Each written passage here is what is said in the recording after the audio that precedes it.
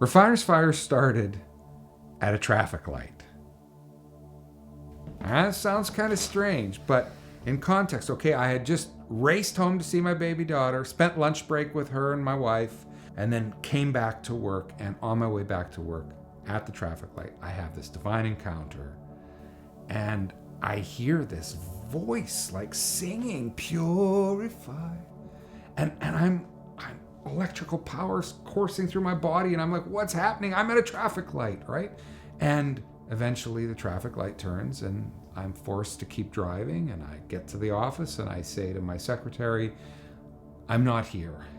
I'm actually somewhere else right now. I'm in my heart. I'm having this moment and I'm writing a new song, and it's a special moment.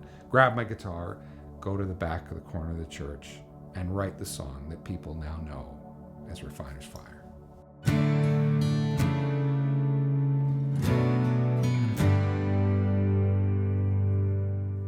I think this was the very first time in my life I had an encounter like this. I've had it a couple of times in my life. I think this was the first. I didn't actually know what was happening, other than I sensed it was God, and I sensed it was connected to a prayer of my heart that had been unformed and now was coming to be. It was like being released. And so I was just responding to this incredibly profound experience and then taking it and shaping it into a song that others came to know as Refiner's Fire. The Brits called it something else. The Brits call it Purify My Heart because every song in Britain is labeled by its first few words, which worked out with Faithful One, by the way, and Come Now's the Time to Worship, but made an alternate title for Refiner's Fire. Why did you change the lyric? Over the years, I have always tried to lean into curiosity, to keep learning, to keep growing. And so, maybe 20-ish years into the journey of Refiner's Fire, I started to struggle with one of the lines, particularly one word in the song, the word master. When you refer to God as master, it changes the perspective of how you relate to God. And my ongoing experience of God was so much about being rooted in love, the word felt now it didn't fit anymore. Whenever it would come out of my mouth, if I would try and sing the song, it felt like it didn't belong. So I had this crazy idea, why don't I rewrite the song? And at first I dismissed it. I thought that's way too audacious of an idea. You don't rewrite a song that's well known, that people love, that they're attached to, and all of those things. But the thought wouldn't go away. So it took me several years actually to be actually willing to tackle it.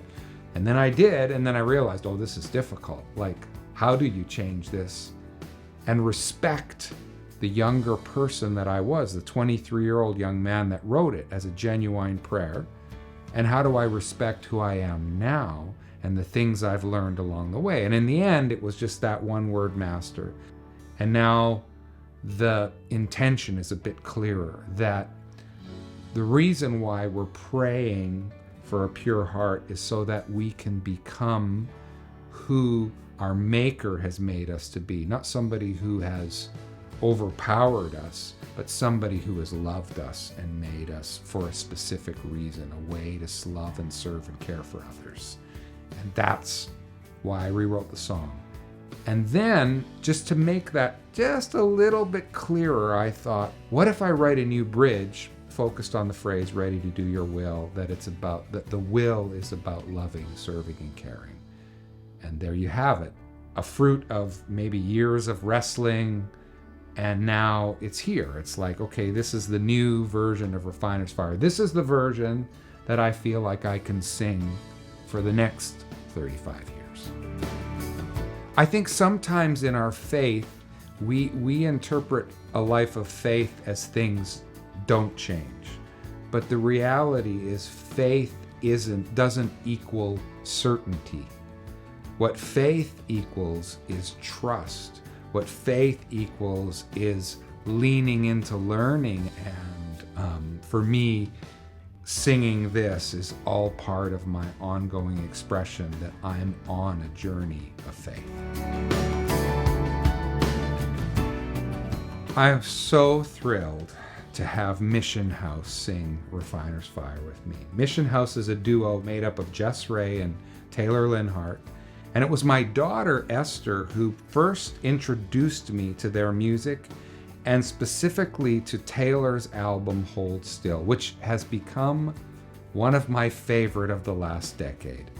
And for them to say yes to sing it with me was a dream come true. And I also felt like it was an illustration of two generations singing together. It was kind of like, I talked about how I needed to respect the younger version of me that wrote the original and the current version of me that rewrote it.